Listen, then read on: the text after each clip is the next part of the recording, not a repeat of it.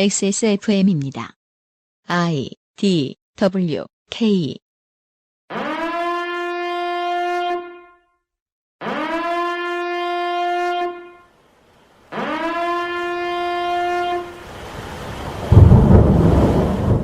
알고 보니 지난 4년간 재정일치 사회였던 한국. 국민에게 특별한 재난이 닥쳤을 때 똑바로 대처하지 못하고 꾸물거리던 이유를 우리는 드디어 알아냈습니다. 하지만 궁금증은 계속됩니다. 아직 이 정권은 4분의 1 이상의 임기를 남겨두고 있고 지금 우리가 살고 있는 곳은 그 어느 때보다 재난에 취약하거든요. 이 문제에 도움을 얻고자 도서관을 뒤지다가 수년 전 한국어로 출간된 비기를 만났습니다. 거의 모든 재난으로부터 살아남는 법이라는 제목을 가진 이 책은 당시에는 한국인이 이런 문제를 걱정할 이유가 별로 없었던지 서점에서 금세 사라졌더군요. 오늘부터 이 책을 다시 펼쳐볼 생각입니다.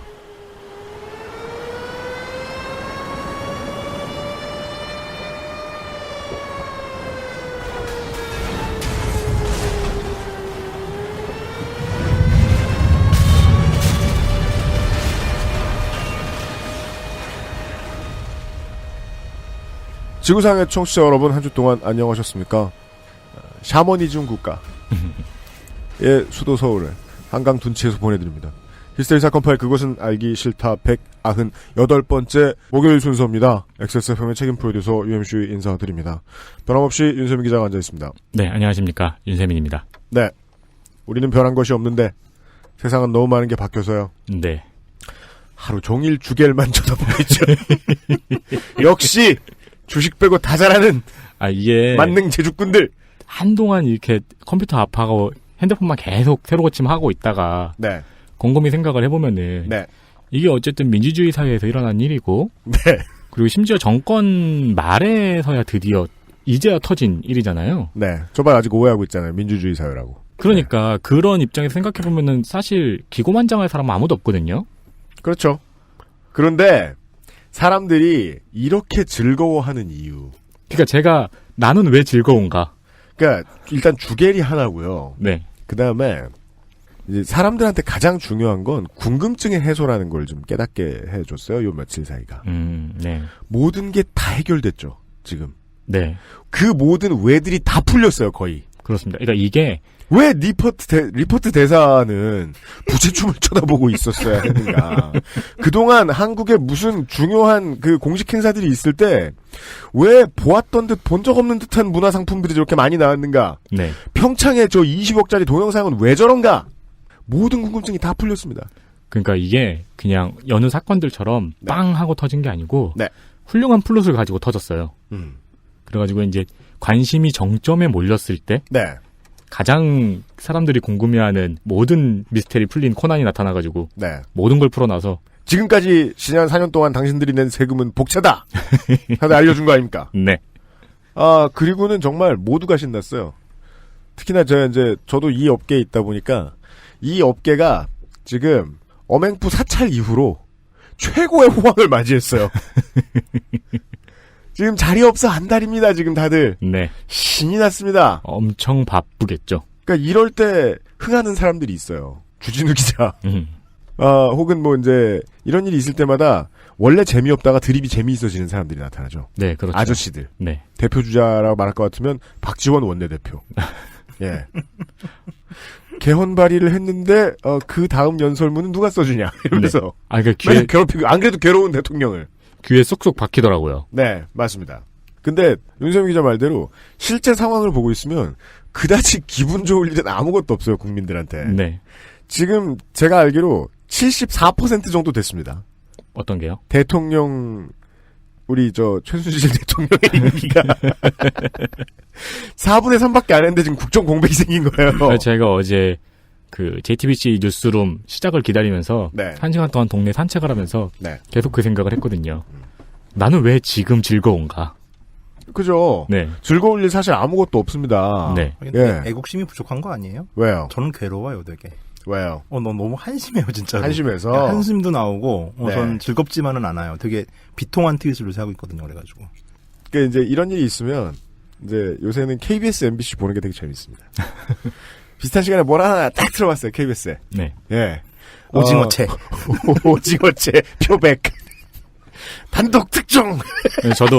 그 TV조선하고 JTBC를 놓고 이전 어제. 채널 보고 있다가 트윗 올려보다가 오징어치 얘기를 듣고 바로 MBC, SBS, KBS를 틀어봤는데 그래서 이 타이밍에 MBC, KBS 혹은 이제 여러 보수 언론들끼리 서로 비교해보는 건 재밌으실 겁니다.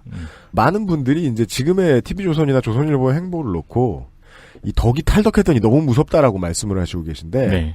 아니죠. 저 덕은 영원히 그 덕입니다. 네. 다만 한 4년에서 5년에 한 번쯤 저런 짓을 합니다. 원래 이번에 정도가 너무 심해서 그렇지 늘 쥐어놓고 있어요. 보통은 대통령의 레임 덕대 이런 일이 생기면 보수 언론을 보시는 기준은 단 하나입니다. 저 보수 언론들 중에는요 킹 메이커가 있고요 그 킹이 만들어 놓은 언론들이 있어요. 후자는 오징어 표백이나 보도하고 있어야 됩니다. 네. 그 생각을 해보면은 왜 몇 년 전 종편이라는 게 처음 만들어진다는 뉴스를 접했을 때 네. 그때 한국 상황을 생각을 해보고 지금의 상황을 생각을 해보면은 네. 누가 이런 결말을 생각이나 했겠습니까? 그러니까 또 가장 사람들이 또 즐거워하는 이유는 미스터리가 풀렸는데 이게 만화하고 비슷한 만화나 영화들하고 비슷한 거죠. 미스터리 다 풀어놓고 보면 끝판왕은 되게 엉성한 놈이죠. 보통 이제 얍삽이 같은 게 통하든가. 진짜예요. 잘 만든 영화들은 보면 끝판왕 깨는 길에 가보면 중간 보스가 제일 세요. 맞아요. 그 일찍이 또리 장군에서도 끝판왕을 잡으면 돼지 새끼가 나와가지고 꿀꿀거리고 지나갔죠. 스타쉽 트루퍼스에 보면 되게 시대가 또 어긋나네. 브레인 브레인 버그는 리버. 예, 되게 그 소심하고 나약한 애잖아요. 부끄럼 많이 타는. 예, 잡으니까 별 말도 못 하잖아요. 네. 그런 분위기다. 엉성하기가. 그리하여 이제 저희들이 방송하는 오늘부터 지금 검찰은 수사에 들어갔는데요. 저 그게 너무 무섭더라고요. 네. 어제 뉴스룸을 보고 있는데 다른 거가 더 나올 수 있을까요? 그러니까 이제 그 얘기 많이 돌았죠. 네, 뭐 주고받은 계속 파고 있다? 메일이라든가 분석 중이다. 네, 그리고 이제 네. 메신저 내용을 복원하면은 더 나올 게 있을 텐데라고 하니까 불법이니까 네, 그러니까 못한다. 이제 손석희 씨께서 네, 그건 저희가 할 일이 아니고요라고 말씀을 하셨는데 네. 저는 그걸 들었는데 왠지 분석해서 갖고 있구나 하는 생각이 들더라고요. 그 말의 의미는 그거죠. 일단 검찰이 가져가야 우리가 깐다. 그 다음에 네. 라는 뜻입니다. 그러니까 들고 지켜보고 있겠다. 처음에 앉아서 저도 이제 이 상황을 보자마자 지난 주말부터 그 생각이 들었거든요. 저거는 지금 생길 수밖에 없던 문제였던 게 친박과 실제 청와대가 별로 안 친하다 보니까 처음에 이제 균열이 나요. 만약에 소통이 원활했으면 최서원 씨를 국내로 소환해서 잡아넣는 척하고 그게 원래 시나리오입니다. 네네. 증거를 인멸해야죠. 네, 그게 안 되는 바람에 이런 일이 생긴 거죠. 그렇죠. 물론 이게 중요합니다. 학내 문제를 해결하려던 이화여대 학생들이 네, 나라를 구했습니다. 그래서 우리는 이제 그 학생운동이 오랫동안 가지고 있던 혹은 정치권이 오랫동안 가지고 있던 아이러니를 느낍니다. 제가 지난주에 얘기했죠. 바르샤바의 검은 월요일에 나와 있던 피켓 중에 가장 인상적인 건 꺼져 이 미친놈들 아였다고요. 네, 어떤 정치 세력과는 협상을 하지 않는 것이 정치적인 것입니다. 이화여대는 그 방법을 보여줬죠. 정치가 아닌 현피로서의 학생운동을 했던 거예요. 네, 예. 그 타협 없는 승리 덕분에 타협하지 않는 조직의 실체가 드러나 버렸습니다. 네, 네.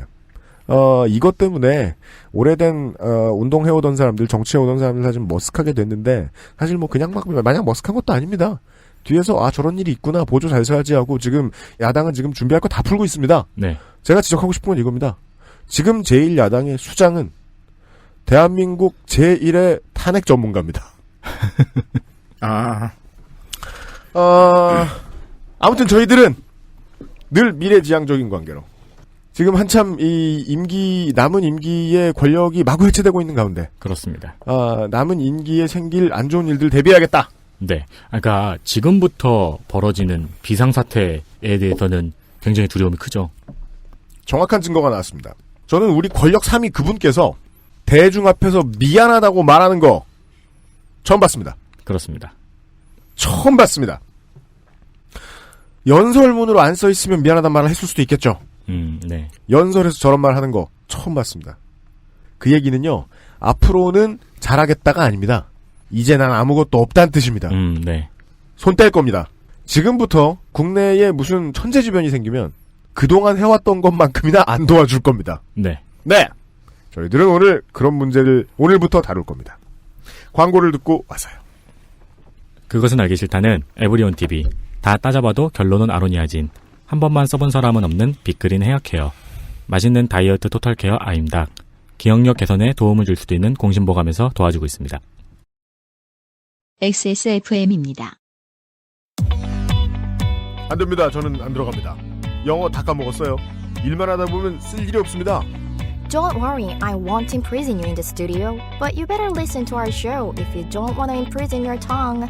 장롱 면허 같은 내 영어 편하게 되살리는 가장 쉬운 방법. Perfect 25 English Podcast. 2016년 11월부터 매주 여러분을 찾아갑니다.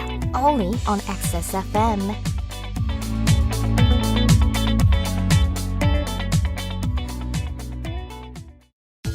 젊은 남자라고 머리카락 고민 없는 거 아니잖아. 그래도 명색이 남친인데 맨날 모자만 씌울 수 있나. 그래서 내가 비장의 선물을 했지. 갑자기 확 좋아진 건 아니어도 얼굴은 정말 밝아졌어. 차이가 느껴지나 봐. 빅그린 투쓰리 약산성 샴푸. Big Green 설페이트 프리. 광고와 생활. 김상조 엔지니어를 만날 시간입니다. 안녕하십니까. 네. 한 번만 써본 사람이 없는 빅그린 헤어케어에서 신제품이 나왔습니다. 아, 네. 바로 빅그린 바디케어입니다. 아이고 이런. 바디워시와 바디오일과 바디로션 이렇게 안타깝습니다. 사종으로 나오게 됐는데요. 저도 청취자분들이 하시는 말씀을 새겨듣고 있거든요. 정말 다른 샴푸 쓰고 싶을 때가 많습니다. 마약의 종류를 늘렸네요. 네.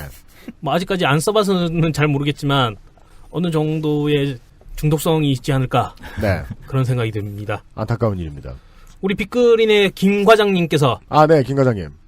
팟캐스트가 뭔지 모르시죠? 네 바디로션에 막말해야지. 바디로션에 바디오일 2방울 정도 섞었으면 네. 개꿀. 아, 꼰대 같네요. 스스로 김 과장 피셜이라는 네. 그런 쪽지를 보내왔네요. 아, 네. 개꿀이란 단어 쓰시고 얼마나 뿌듯하셨을까요? 네. 그러니까요. 조리 돌리고 싶습니다. 그렇습니다. 그리고 이번 주 토요일 네. 11시에 네. 그 알실 200회 특집 네. 공개방송에 티켓 예매가 시작이 됩니다. 그렇습니다. 네.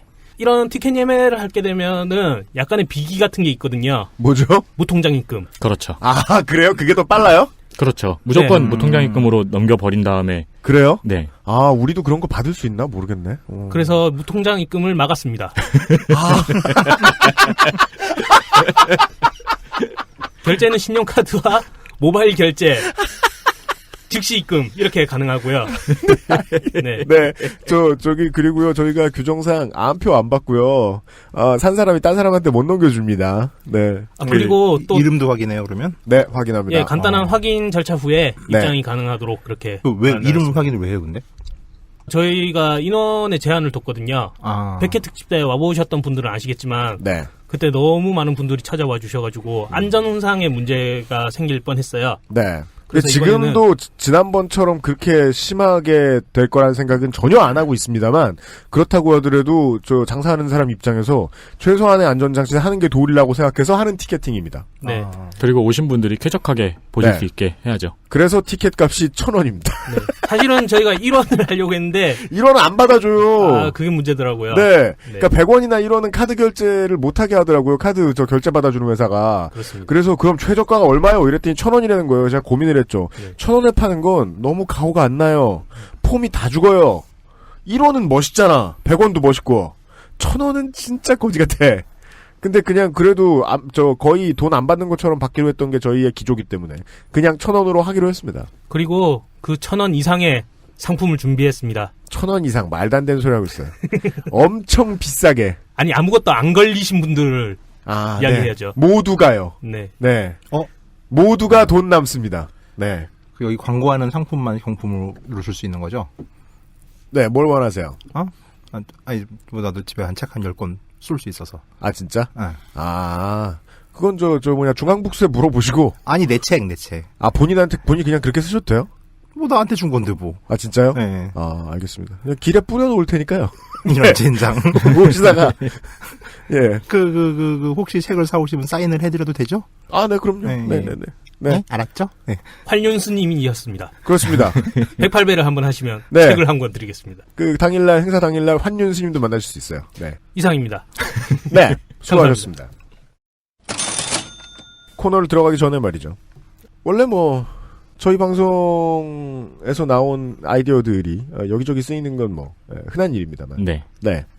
우리 유사 방송 있어요? 많죠. 그것이 알고 싶다라고? 네. 저희 방송에 나왔다가 그쪽으로 팔려가신 분이 사상 두 번째로 나오셨어요? 네. 네. 우리 쪽에 먼저 나왔던 소재였죠? 네. 시청광장 환타님을 잠깐 좀 모셨습니다. 얘기 드릴 게 있어서요. 아, 예, 안녕하십니까. 네. 오랜만입니다. 예, 오랜만이네요. 네. 그런가?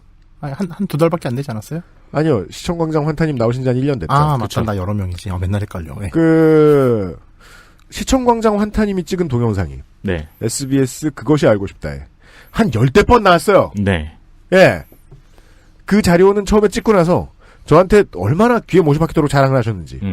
저도 자랑스러워할 만한 일이라고 생각을 했습니다. 근데, 이상한 딴소리를 하시더라고요. 그것이 알고 싶다가 방송이 나간 뒤에. 대체 정황이 어떻게 된 겁니까? 아, 예. 제가 9월 12일부터 10월 6일까지 해외 취재를 했잖아요. 네. 오키나와 상하이, 베이징 이렇게 취재를 했는데, 상하이쯤에서 이제 SBS에서 연락이 왔어요. 그래가지고, 이제 뭐 자료랑 인터뷰랑 가능하냐고. 네. 근데 지금 해외에 있고, 10월 6일날 귀국을 한다. 10월 7일날 인터뷰를 하자는 거예요. 아, 네. 힘들어 죽겠는데, 그때 막 상태 되게 안 좋을 때인데. 그것이 보통 방송국의 태도죠. 네, 그게 보통 회사의 태도죠. 그렇죠. 되게 급한가 보다라는 생각을 하고서, 그러면 나스에 지금 자료가 있으니까, 자료는 혹시나 지금 나스 접속이 외부에서 가능하니까, 나스에 접속해가지고서, 이제 자료를 주겠다라고 미리 네. 얘기했어요. 그래서 이제 바빠서, 한 일주일쯤 있다가, 이제 베이징에 있을 때, 나스에 그때 마침 시간이 좀 나고 인터넷이 빠르더라고요. 그 위치가. 그래가지고 이제 들어갔는데, 자료가 없는 거예요. 그러니까 저 같은 경우는 이제 개인 사진과 그 일할 때 쓰는 이제 취재 사진을 분리해 놓거든요. 폴더에다가. 네. 근데 개인 사진 폴더 안에 이제 연도별 시위 사진이 있어요. 시위 사진 폴더가 있고. 그렇죠. 그게 이제 월별로 정리돼 있거든요. 한국에만 들어오면 시청광장에 사시는 분이니까요. 아이고, 그러진 않아요. 예. 그래가지고 이제 2015년 11월 폴더에 네. 이제 사진이 있어요. 네. 그래서 사진이 있고 그 안에다가 이제 그 백남기 씨 건 같은 경우는 폴더를 따로 잡아놨거든요. 따로 잡아놔가지고 그날 있었던 사진을 쫙 보는데 현장에서 이제 피격 당시 동영상 네. 그리고 이제 쓰러지고 나서 이제 구조하는 동영상은 핀이 되게 많이 나갔거든요. 네. 근데 그 두 개가 없는 거예요. 그때 찍었던 사진 중에 그런 사진도 있었잖아요. 이렇게 직사로 물을 쏘는데 여성분께서 이렇게 기도하듯이 막고 있는 사진이나 네. 그런 건 있어요. 네. 근데 백남기 씨 것만 그 사진 그 동영상만 없는 거예요. 저희가 드리고 있는 말씀은 이런 겁니다. SBS 그것이 알고 싶다에서 이 여행 작가 전땡땡 씨로 등장한 네. 시청광장 환타님. 네. 사진 작가입니다. 사진 작가. 그런 일도 하세요? 아니, 자막을 사진 작가라고 넣었어. 네. 직업 되게 여러 개야. 그러게요.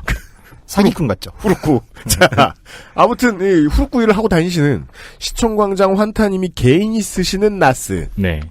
있던 고 백남기 농민이 살수차에 살수에 맞아서 쓰러지는 바로 그 장면을 직접 찍으신 동영상이 개인이 소장하고 있는 나스에 있던 그 파일이 없어졌다라는 말씀을 드리고 있는 거예요. 네, 그렇죠.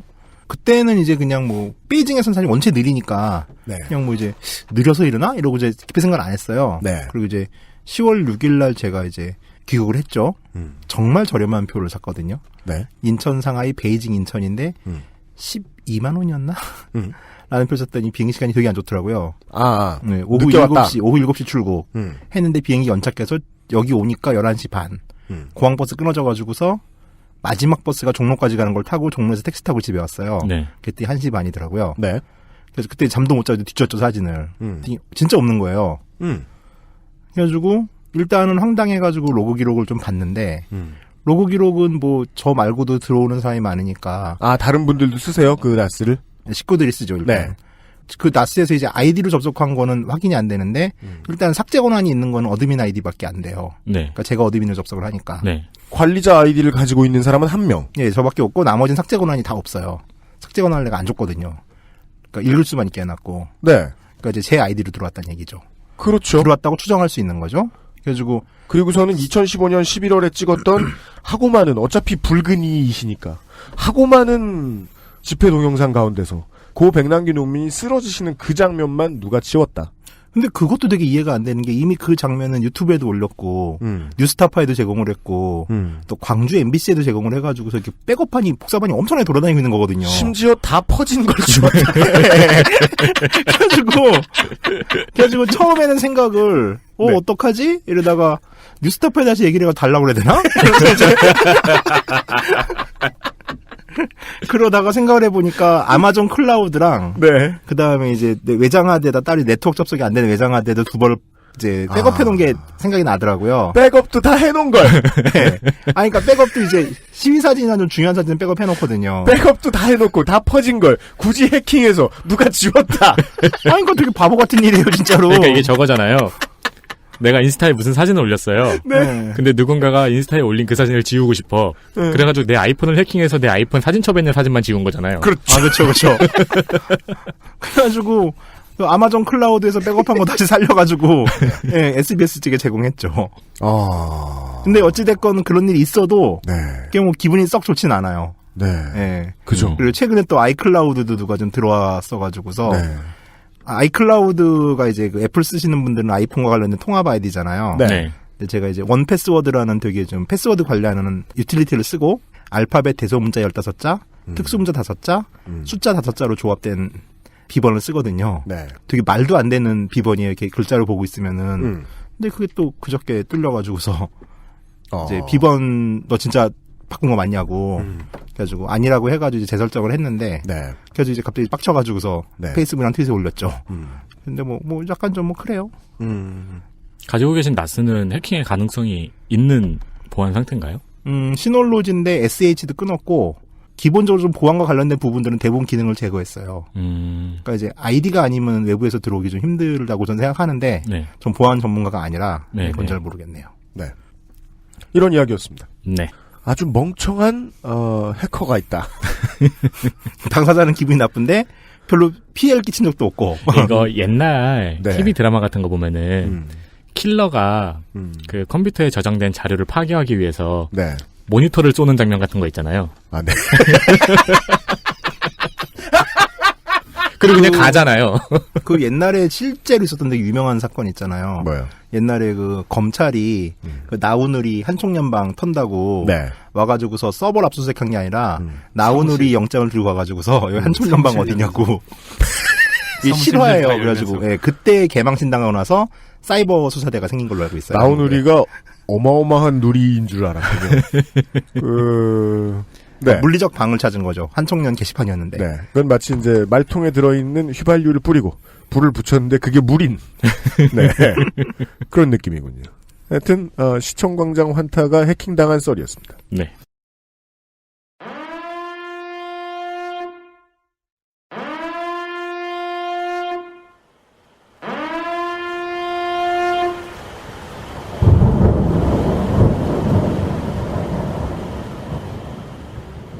DIY 서바이벌 가이드북. 거의 모든 재난으로부터 살아남는 법.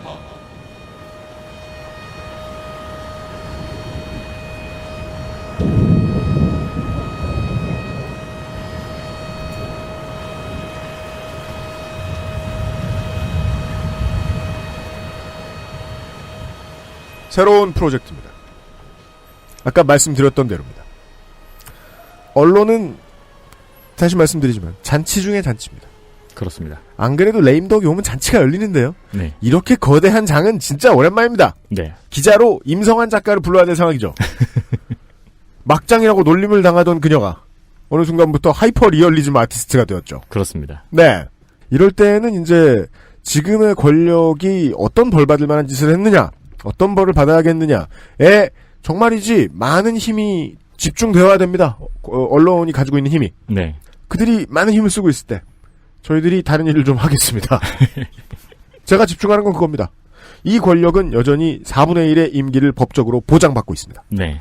행여 내일 개헌이 돼도 그건 안 바뀝니다. 네. 지금 내일 개헌이 되죠?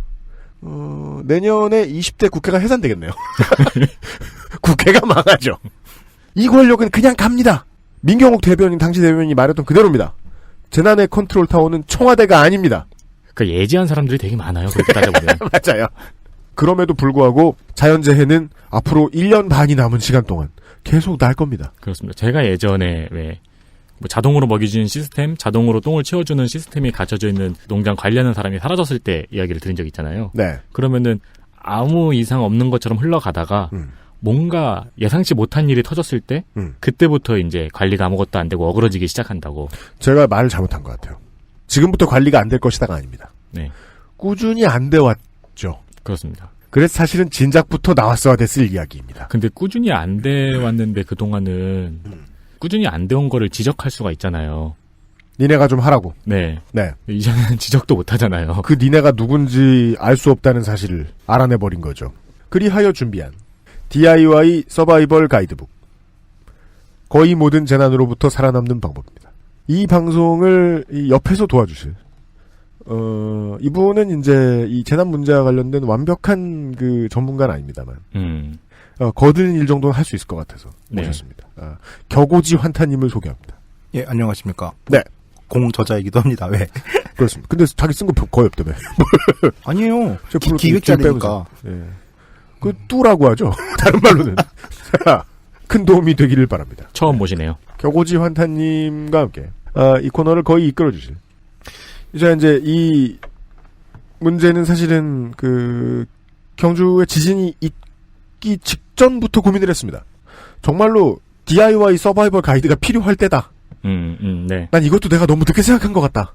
그래서 실제로 사람들이 일본의 그 재난 대피 매뉴얼 같은 걸 찾아보고 그랬잖아요. 그니까요. 네. 그리고 또 그 네티즌 18호님이 그때 또 알려줬죠. 네. 일본은 거의 모든 나라 말로 그런 게 다 준비가 돼 있다고요. 네. 예. 10명 이상 살면 쓴데나 그렇다며요. 번역본을. 아, 그래요? 장난 아니에요. 그럼 한국인이 만든 한국어로 된 건 뭐 없나? 하고 제가 이제 장서를 뒤져봤습니다. 네. 정말 매력적인 이름의 책이 나오는 거예요. 열애신장 같은. 거의 모든 재난으로부터 살아남는 법이라는 책이 있었더라고요. 비기 같은 거네요. 지금으로부터 한 6년? 5년 됐나요? 전에 나왔어요. 네. 우와, 뭐 이런 책이 다 있냐고. 그때 딱 봤어요. 저자 전명윤. 책 집어던져. 저한테 말씀하시기로는 세상에 대한 환멸 같은 걸 느꼈다고. 네. 좀 그동안 쓰신 책의 장르로 보면은 좀 김밥 천국 같은 느낌인데. 그게 유일한 외도예요. 아무 메뉴나 다 쳐나가는. 그건 농협에서 사온 거 아니야. 농협마트에서. 그래서 참고로 이게 책을 이렇게 많이 내진 않았어요. 총 7권 냈습니다 지금까지. 예, 저는 격오지 환타와 뭔가 뗄래야 뗄 수 없는 사이라는 걸 인정해야 되나 보다. 라고 생각하고 이렇게 그 풀이 죽어 있었는데. 그래서 이 격오지 환타님께 전화를 하자. 그거는 내가 다 쓴 게 아니에요. 얼마나 솔직해. 예. 난 기획만 했어요. 국제 부분도 썼어요. 그러니까 마지막에. 예. 나가며 부분이죠. 나가며 부분. 그래서 다시 한번 들여다보니까 이 격오지 환타님은 한 6분의 1 정도의 공저에 참여하셨고 네. 예, 나머지 이분은 책의 설명에 보면은 웃기게 써 있어요. 재난 칼럼니스트. 그것이 직업일 거라 예상하긴 좀 어렵죠. 하지만 그렇게 써 있으니까 그렇게 불러드리도록 하겠습니다. 정말로 재난 칼럼니스트시라면은 네. 그 이유만으로도 모실 이유가 되죠. 그죠? 네. 얼마나 먹고 살기 힘들까요? 직업이 그건데. 공짜로 구해달라는 사람 없는지. 재난 전문가 사무엘 성님이 앞으로 오랫동안, 한동안 저희 방송에서 큰 도움을 주시겠습니다. 반갑습니다. 예. 안녕하십니까. 사무엘성입니다. 반갑습니다. 예. 제가 제보했던 내용이 사실은 그것이 알기 싫다에 먼저 나왔던 적이 있습니다. 그것은? 예. 128A회였죠. 맞습니다. 128회에 이미 제가 이제 재난 문제에 대해서 처음으로 고민을 좀 진중하게 하기 시작했을 때가 그때였어요. 국내의 언론인들이 재난 문제를 보도하는 데 있어서 얼마나 엉성한가를 본 다음에 네. 이건 언론의 문제일 수도 있겠지만 나라 전체가 이 문제에 있어서 너무 느슨한 게 아닌가라는 생각이 그때 퍼뜩 들었거든요. 네. 그 문제를 저희 방송이 지적할 수 있도록 큰 도움을 주셨던 것이 당시에 사무엘 성님이셨습니다. 방송에 출연하진 않으셨지만요. 그 당시에 성격이 까칠하시고 공격적인 메일을 쓰는 분으로 소개가 되었죠. 그렇습니다. 그리고 제가 막 방송에서 노잼이라고 막 까고 그랬었죠. 그건 곧 확인하시게 될 겁니다. 거의 한 달간 노숙을 하고 전기도 제대로 안 들어온 상태에서 있고 뭐 거의 네팔에서 직접 겪으셨죠. 그 상태에 있으면 좀 까칠해질 수밖에 없죠. 그렇죠. 네. 여튼 그 엄청난 폭로들이 1시간이 지금 멀다고 계속 나오고 있는 이 상태에서 그 1년 전의 방송을 다 기억하시는 분들은 별로 없으실 것 같고요. 그렇습니다. 그때 한국 기자들이 네팔에 와서 여러 가지 사건 사고들을 쳤었는데 네. 그 중박 이하의 사고들은 그 당시에는 얘기를 안 했었어요. 여기서 중박 이하란 그러니까 뭐 지진 릭터로 말할 것 같으면 뭐 4. 5.8 이하. 5.8은 가만히 있어봐요. 경주가 5.3 아니에요? 5.8이었죠. 5.8이었나요? 예. 네. 예. 아이고. 잠시만요. 오, 빠른 대처.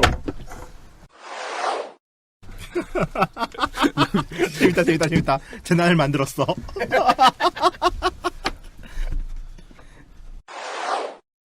재난이 발생했었습니다. 재밌네요. 저쪽 마이크 온에어 3분 만에 우리 재난 전문가께서 재난을 전자기기가 가득한 테이블에다 네. 커피 팍! 재난 전문가 맞다! 김전일이 가는 곳마다 사람이 죽듯이. 좋습니다. 이런 전문가가 되죠. 예, 녹음 끝내고 빨리 내보내야겠어요, 저분은. 아니, 이 녹음실 처음으로 눈앞에 지금 거대한 사과 2대가 있고, 수많은 케이블이 있는 이 테이블 위에. 네. 아마도 그 이야기부터 시작을 하게 될 것 같습니다. 네팔 지진 당시에 네팔 현지에 계셨고, 상호 여성님이 되게 오랫동안 사셨어요, 또. 네. 그래가지고, 그 문제에 아까 알려드린 대로 한국 언론인들에게 도움을 되게 많이 주셨는데, 당시의 경험 이야기를 좀 듣게 될 것 같네요? 규모 5.8 이하의 아주 소박한 민폐들 같은 경우는 사실은 제가 그 당시에 제보를 안 했어요. 너무 많아가지고. 너무 많아서. 예, 큰 것들이 너무 많아서. 그런데 오늘 얘기를 하려고 하면은 조금 이제 그 당시에 제가 묻어놨던, 그 당시에는 얘기하지 않았던 좀 소박한 민폐건을 갖다 끄집어내야 될 것 같습니다. 네. 지진은 네팔 공화국 창건 연휴였던 4월 25일 오전 11시 57분경에 발생했어요. 군수송기를 제외한 민간 항공기의 이착륙은 거의 하루 정도가 금지가 되었죠. 이때 몇이었죠, 강도가? 강도가 7.8. 7.8. 다 포함해서 한 13,000명 정도 조죠. 2015년 4월 25일 오전 11시 57분. 대부분의 기자들이 네팔에 입국할 수 있었던 건 27일과 28일이었거든요. 항공기가 들어올 수 있게 된 때는. 예, 27일이 아마 그 캐슬 패시백으로 대부분 들어왔을 거고 28일은 타이 항공을 타고 들어왔던 걸로 기억을 해요. 네. 특히 28일 같은 경우는 한국과 일본의 구조대들이 네팔에 도착했던 날입니다. 그 대부분의 국제 구조단들 같은 경우에는 네팔같이 이제 저개발 국가에 재난이 발생을 했을 때 장비들을 엄청나게 많이 갖고 들어와요. 그래야 하겠죠. 그죠. 예. 아무것도 없으니까. 거의 그 트롤리 하나를 가득 채워가지고 들어오거든요. 한 사람마다. 그런데 이분들이 이제 그걸 받아가지고 현장들로 이제 가기에 다 바쁜 거죠, 다. 네. 아주 그렇게 바쁜데 대한민국 구조단은 인터뷰를 해야 되기 때문에 네. 그 출입구 하나를 갖다 가로막고 나서 인터뷰를 하고 있었어요. 그 대한민국 구조단만 그랬어요? 예. 근데 환타님도 아시겠지만 카트만두 트리브먼 공항은 작아요. 그죠. 만약에 트롤리를 따지면 한 4대가 들어가면 꽉 차죠. 홀이 작아서 출구가. 입구가 2개고 출구가 하나인데 네. 그 출구가 한국으로 치면 이제 내부 홀 통해 가지고 나가게 되는데 네. 홀이 없고 바로 밖으로 나가요. 그냥 시골 버스 터미널 생각하시면 돼요. 내린 다음에 그냥 밖으로 나가는 거예요. 바로. 예. 그냥 트롤리... 강제로 익짓 당해요. 예. 제가 알기로 트롤리라는 것이 뭐 전 세계 공통으로 규격이 있는 건 아닌 걸로 아니까 그냥 큰 사람 하나 지나갈 정도를 넉넉하게 막아서는 정도의 넓이잖아요. 예. 그걸 줄줄이 들고 들어온 구조대가 인터뷰를 하느라 공항을 막고 있었다? 출구를 막고 있었어요. 출구를 막고 있었다? 네, 출구를 막고 있었어요. 한국만? 예, 한국만. 민폐 쩌네요. 근데 그게 이제 민폐라는 거를 그 당시에 알고 계셨던 분들은 공관분들밖에 없었어요. 기자들 같은 경우에는 이게 민폐라는 것 자체를 갖다 자각을 전혀 못하더라고요. 한국인들은 그냥 내추럴하게 어글리했다. 그게 그 양반들 같은 경우에는 설마 여기가 유일한 출구겠어라고 생각을 했을 수도 있겠고요. 아무튼 그러고 있는 와중에 그림들을 잡아야 되니까 네. 좋은 그림이 안 나온다라고 해가지고 들어갔다 다시 나오라는 걸 여러 번 반복을 시켰죠. 아니 지금 지진 피해를 본 사람들은 한창 고생하고 있는데 거기에서 촬영 이쁘게 하자고 공항에 들어갔다 나왔다까지 해요. 예. 우와. 한국만. 예. 비장한 표정도 잡아야 되고 뭐 이러니까. 짱이네요 진짜. 근데 이게 중박 정도의 민폐였어요. 이게 민폐의 시작이다. 민폐의 중박 정도. 중간 정도. 원래 민폐 끼치는 새끼들은 네. 처음에 문 열자마자 민폐 끼치잖아요. 그렇죠. 그리고 그 다음에 상상도 못했던 레벨로 발전하잖아요. 128A 때 했던 것도 크게 초대박은 아니지 않았어요? 대박을 숨겼다는 얘긴데? 한겨레의 모 기자하고 아니 제일 큰 거는 저거죠. 대한민국 1등 신문께서 다카에서 천리안으로 보시고 가짜. 그 이후로 이제 쭉 벌어졌던 사건 사고들이 굉장히 컸죠. 가짜가 가짜가 맞죠. 예. 가짜 기사를 올렸던. 네. 방글라데시에 머물면서 네팔인 것처럼 기사를 쓴 거예요. 근데 그게 이제 진짜 대박이 됐던 거는 그게 네팔 사람들한테 돌면서 정부가 우리를 숨기고 있다. 사실들을 숨기고 있다라는 유언비의 증거가 됐던 거였어요. 네. 조선일보 기자의 가짜 기사가 네팔 현지에 있는 사람들을 덜덜 떨게 만들었던. 그래서 사실은 그게 좀 이제 큰 여파들이 되겠던 게 30일 정도부터 카트만두 탈출 행렬들이 이어지거든요. 나가는 버스가 다 만차가 돼가지고 나가는 상태들이 되는데 전염병 공포가 돌기 시작을 했었어요. 그거는 콜레라나 수인성 전염병들이 돌 것이다라는 얘기들이 나오면서 나가는데 여기에 이제 한번 더 불을 껴준 거죠. 대혼란을 갖다 준 거네요. 그 정도 규모까지 갔다는 거는 본인도 아마 전혀 이제 이해를 하지 못했을 거고 그리고 자신들이 어떤 영향을 줬을지도 몰랐을 거예요. 제가 봤을 땐. 그냥 그게 국적이나 문화와 무관하게 너무 철이 없네요. 그러게요. 저는 직업윤리라는 단어가 지금 생각이 났는데 그 단어로 설명 가능한 스케일인가 싶기도 하네요. 뭐 아무튼 그런 형태들의 민폐를 이 현장에서 이제 끼치고 계셨는데 세월호 당시에 다른 것들보다도 보험금이 얼마라는 보도를 냈던 방송국 혹시 기억하시나요? 만나면 MBC였습니까? 네네네. 예, 거기에서 나온 리포터가 대사님께 이런 질문을 하더라고요. 밖에서 노숙 중인 한국 교민들에게 대사관에선 담요나 식수 혹은 음식들을 제공하고 있나요? 이거는 한국에서는 자주 들을 수 있는 질문 내용 아닌가요? 그러니까 이게 한국 사람들에게 어쩌면 좀 당연한 얘기가 되겠지만은 이게 네팔에 있는 사람들 같은 경우에는 뭔 귀신 씨나라 까먹는 얘기냐라는 게 나오는 게 네팔은 굉장히 저개발 국가고요.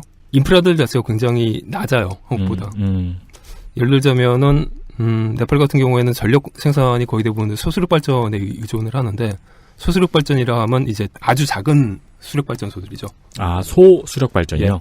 그러니까 얘네들 같은 경우에는 유량의 변화에 굉장히 민감하게 됩니다. 그러니까 쫄쫄쫄 흐르면은 발전이 되는데 물이 없으면 발전이 안 되는 거예요. 그럼 겨울에는 전기를 많이 못 만들겠네요?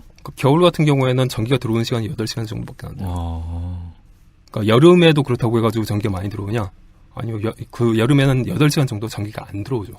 그러니까 겨울에는 16시간이 전기가 안 들어오고. 제가 잘못 봤네요. 겨울에는 8시간 이하로 공급되고 여름에는 8시간 정도 공급이 안 된다? 예.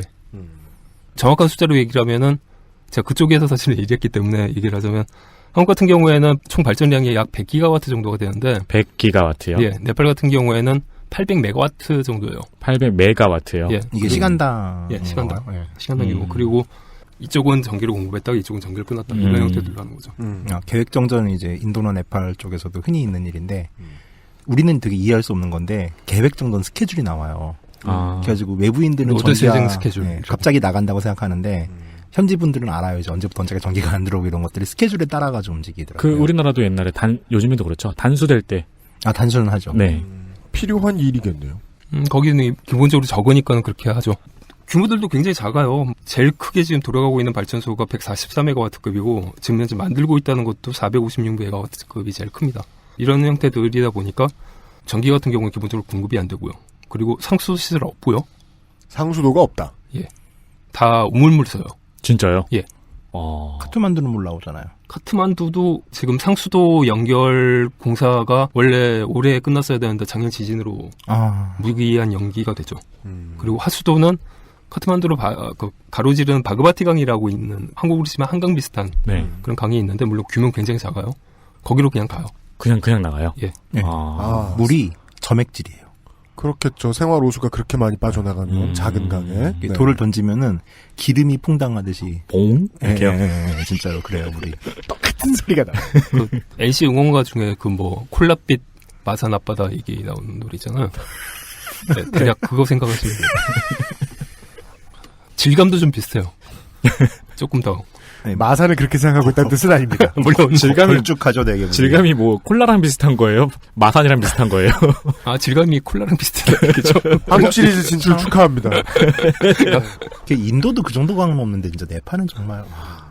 근데 그거 더 심할 수밖에 없었던 게 그 하수도를 거기로 내보내는 걸로 할 수밖에 없었어요. 그 전까지 일본이 2000년대 초반에 그 이 하수도 시설을 갖다 만들어준 게 있었는데 그게 하수 처리 시설. 하수 처리 시설을 만들어줬는데 전기가 없어갖고 걔를 못 돌려요.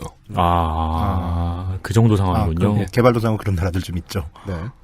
물 정도도 어느 정도까지 가냐면은 한국에서 보통 이제 화장실 가시면은 연기 물 내리는 거 있잖아요. 네, 맞습니다. 네. 그게 한 번에 14리터 정도를 쓰거든요. 맞습니다. 예. 근데 거기서는 겨울에 한 사람이 쓸 수 있는 물이 아침에 한 5리터 정도밖에 안 돼요.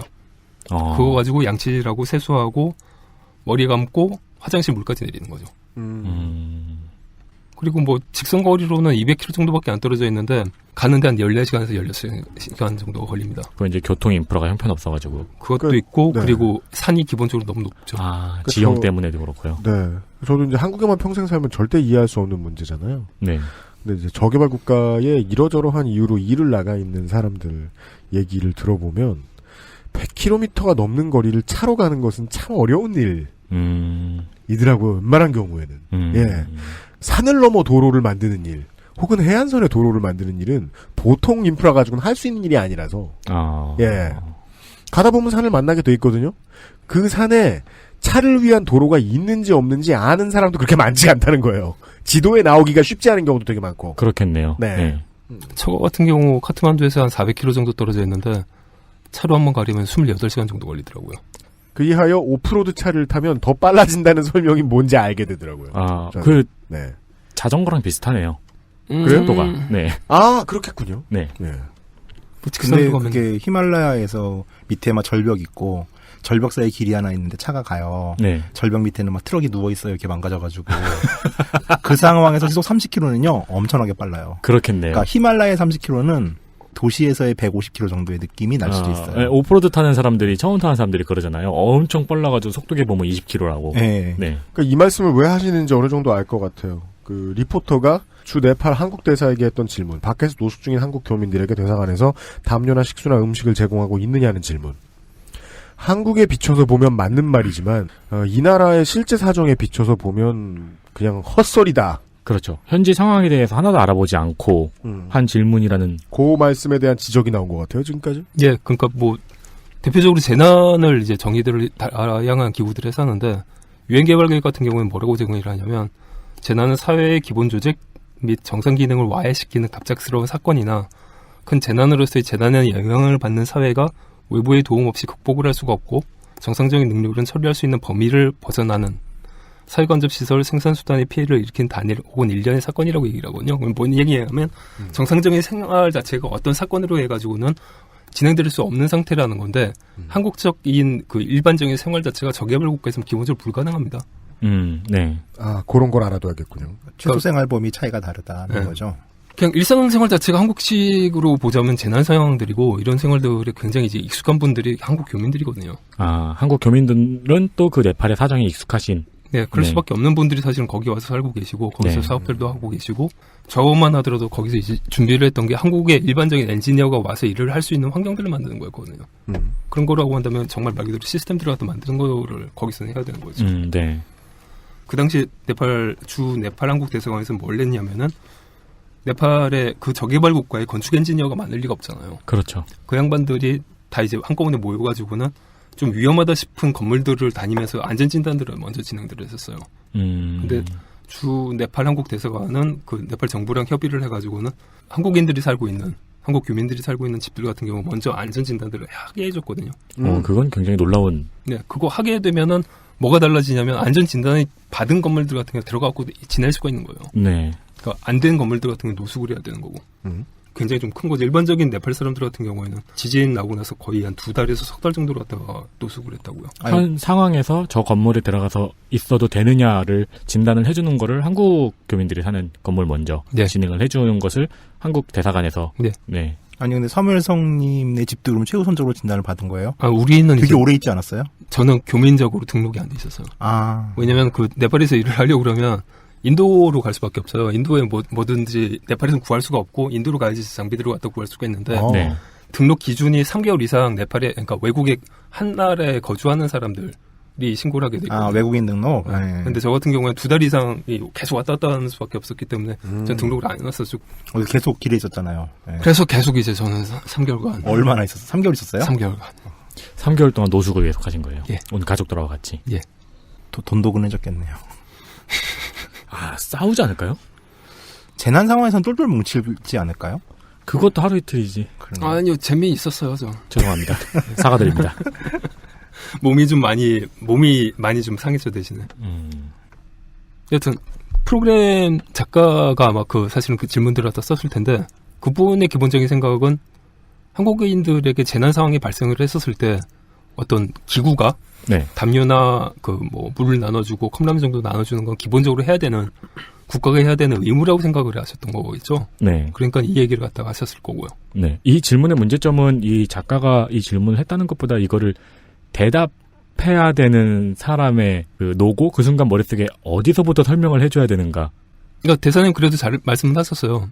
네. 그러니까 대본이 집 앞에 나와가지고 있었기 때문에 집에서 다 가지고 나와서 하고 계시고 잘 생활들을 하고 계신다. 이 정도로 대답을 하셨는데 사실은 보고 있는 입장에서는 도대체 저걸 어떻게 설명을 해야 되는 거야. 이렇게 되죠. 사실 제일 중요한 포인트는 뭐냐면 한국 사람들한테 이게 당연하다는 거예요. 그렇겠죠. 네. 그 정도까지의 서비스는. 예. 근데 이게 한국에서 벌어졌을 때, 그러니까 2016년 올해 9월 12일 경주에서 2번의 지진이 있었잖아요. 네. 오후 7시 44분하고 8시 32분. 이때 제대 측봉도 사실 멍 때리고 있었거든요. 네, 맞습니다. 그 공터로 사람들이 알아서 다 나가 있는데도 여기다가 이제 담요를 갖다가 나눠주지도 않았고, 네. 물도 안 나눠줬죠. 요즘 워낙에 홈페이지가 커서 홈페이지 자체가 열리지 않았다거나, 국민안전처의 홈페이지가 열리지 않았던 건들이나 아니면은 거의 날씨 알림 앱 정도가 돼버린 국민안전처 긴급재난 문제 같은 경우는 사실 문제의 본질이라고 할 수는 없고요. 정리하면은 한국에서도 하면 안 되는 질문이네요. 근데 이게 저는 한국에서는 그게 질문이 가능하지 않을까라고 그때까지는 생각을 했거든요. 네. 이번에 아신 거죠? 저도 놀랐죠. 아무리 해외에 오래 나가 있다고 하더라도 여기까지 왔는가라는 생각밖에 사실 좀 안 들죠. 거의 네팔 상황이 막 주마등처럼 스쳤겠어요. 네팔보다 못하구나라는 생각도 좀 들던데. 어떤 즉각적인 움직임 부분에서는. 네. 그러니까 네팔 같은 경우에 지진 나고 나서 그 당시 수상이 자카르타가 있었는데 3시간 만에 그 대응들이 되기 시작을 했었고요. 네, 맞아요. 바로 그리고 키우게 했었죠. 인도 같은 경우는 지진 나고 나서 5분 뒤에 바로 대응을 해줬어요. 지진 나고 그 옆에 나라가 지진 나고 나서 바로 5분 뒤에. 네. 우리는 이제 서문에 해당하는 이야기들을 좀 듣고 있습니다. 작년 봄에 있었던 네팔의 대지진. 이건 워낙에 규모가 컸기 때문에 한국에서 TV로 보신 분들이 많았고, 네. 조선일보의 거짓말로 기사를 읽으셨던 분들도 꽤 있었고, 이제 사무엘 성님이 비춰주신 그림은 그거였습니다. 그런 재난의 현장에 왔을 때, 한국인들이 일반적으로 얼마나 철부지처럼 보이는가. 그러네요. 철부지네요. 철부지. 네, 그 얘기죠. 그 얘기 해주신 거죠. 네. 예. 그 시각을 저 철부지들이 살고 있는 나라의 이야기로 광고를 듣고 와서 좀 더 이야기를 나눠보겠습니다. XSFM입니다.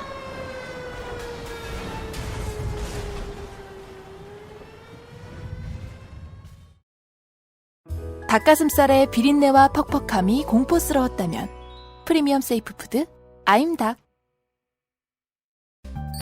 인체 적용 시험을 통해 공심보감을 섭취한 사람들이 기억력 개선에 도움을 받았다는 사실을 증명하였습니다. 공심보감과 함께 소중한 기억을 오랫동안 간직하세요. 공심보감이 기억력 개선에 도움을 줄 수 있습니다.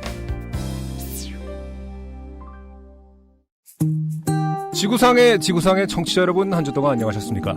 XSFM의 책임 프로듀서 안승준 인사드립니다. 통풍을 앓고 있는 유승균을 소개합니다. 네, 안녕하십니까. 그것은 알기 싫다 200회 특집, 그 알실 바이 이오파 씨의 사연을 지금부터 써서 보내주십시오. 이건 네가 읽어. 네. 인생이 고달픈 세계인과 함께할 그 알실 바이 요파시 공개방송에서는 세상 돌아가는 일들과 관련한 여러분의 고민과 경험을 오프라인으로 함께 나눌 것입니다. 정치 이야기로 부모님과 등을 돌렸어도, 친구들과 언성을 높였어도, 그동안 추구해오던 가치가 요즘 좀 이상해 보여서 고민스러워도 환영합니다. 조땜이 알기 싫은 편지 담당자 앞으로 당신의 이야기를 보내주세요.